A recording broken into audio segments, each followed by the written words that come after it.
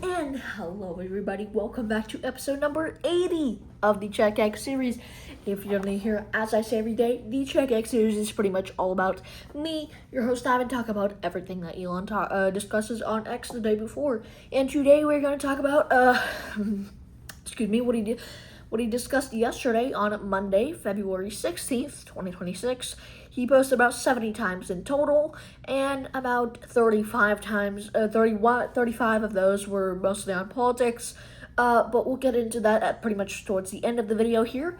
But to start off, do not keep this intro too long. By the way, welcome in if you're new here, and if you're not, welcome back. Warm welcome back, and warm welcome in.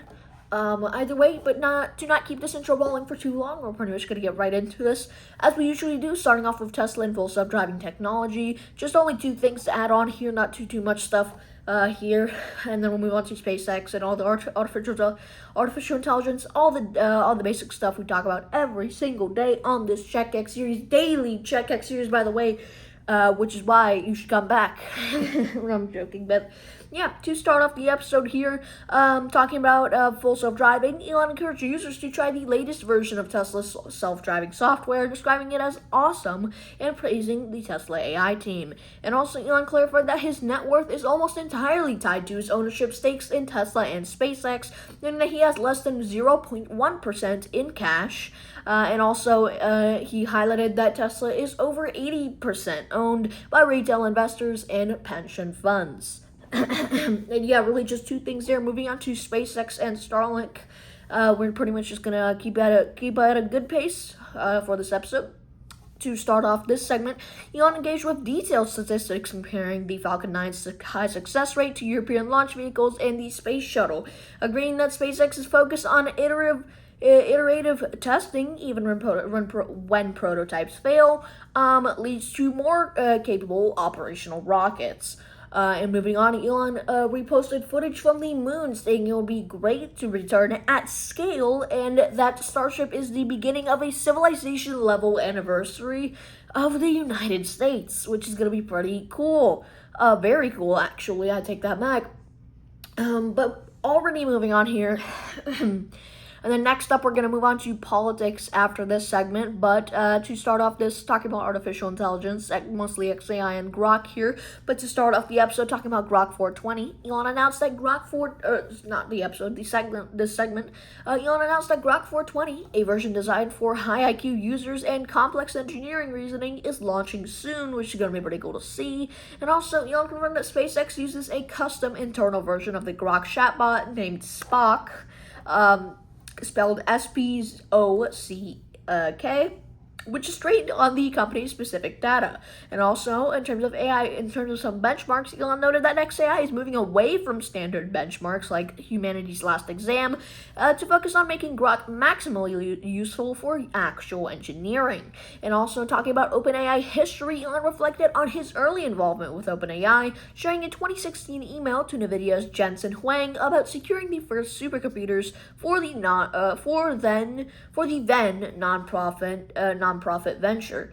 And last but not least here, Elon commented on the leadership at Anthropic, agreeing with a sentiment that karma is real regarding their competitive standing and treatment of open source developers. But moving on to media and philanthropy, a couple things to talk about here. Somewhat moving into politics, I guess you could say. Starting off, Elon promoted Grokopedia.com as a successor to Wikipedia, which he considers dead due to perceived bias and, unfair editing rules, and noted that major media outlets are beginning to cite Grokopedia links. Which is pretty interesting. And also, Elon criticized mainstream definitions of philanthropy, agreeing that ventures like Neuralink, which aims to restore function to people with debilitating conditions, by the way, are more impactful than traditional charitable giving. And moving on to politics and culture, like I promised here to start off the segment, or this is pretty much the major segment of this video. Starting off, Elon strongly supported Senator Marco Rubio's speech on renewing Western culture, agreeing that the Secretary of State should advocate for Western values. And also, Elon shared a cartoon illustrating his view that the political left has moved so far toward the extreme that his 2010-era Democrat views are now considered right-wing or fascist, even by some. And also, continuing on here, Elon engaged in discussions about the history of slavery, noting that the role of Western societies in ending slave trade is often undertaught, and that modern organizations like the UN are misleading their depictions of child marriage demographics. And last but not least, Elon criticized Netflix and Hollywood for a complete lack of diversity in viewpoints, specifically citing the push of woke groupthink over mainstream American views. Ugh.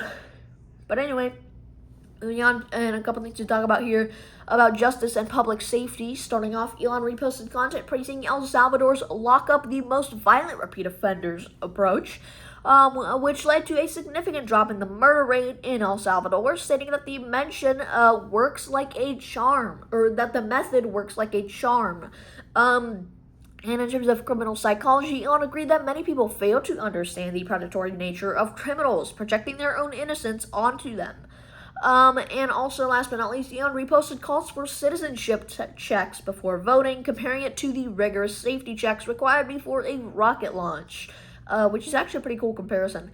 Ironically, an ironic comparison, I guess you could say. But moving on to Jeffrey Epstein and Bill Gates, just two things to talk about here before we pretty much wrap up the episode here. Starting off, Elon reiterated that he never visited Epstein's island and that SpaceX servers had a permanent block on Epstein's email address as far back as 2014.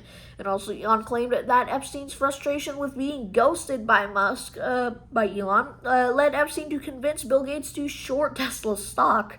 A position he believes Gates still holds at a massive unrealized loss of roughly $10 billion. Interesting there. But ladies and gentlemen, that pretty much, you know what that means. That wraps up episode number 80 of the CheckX series. If you guys made it all the way to the end, I appreciate you guys for watching. If I could steal just a little bit of your time, I recommend dropping a like, dropping a comment, and subscribing if you haven't already. And if I could do even more of your time, perhaps, I recommend going back and watching some of the other CheckX episodes if you haven't already as well, just to get a nice little sequence of events for you guys if you would like, based on what Elon's posting. But if not, then that's okay. But either way, thank you guys for watching, and I will see you guys later.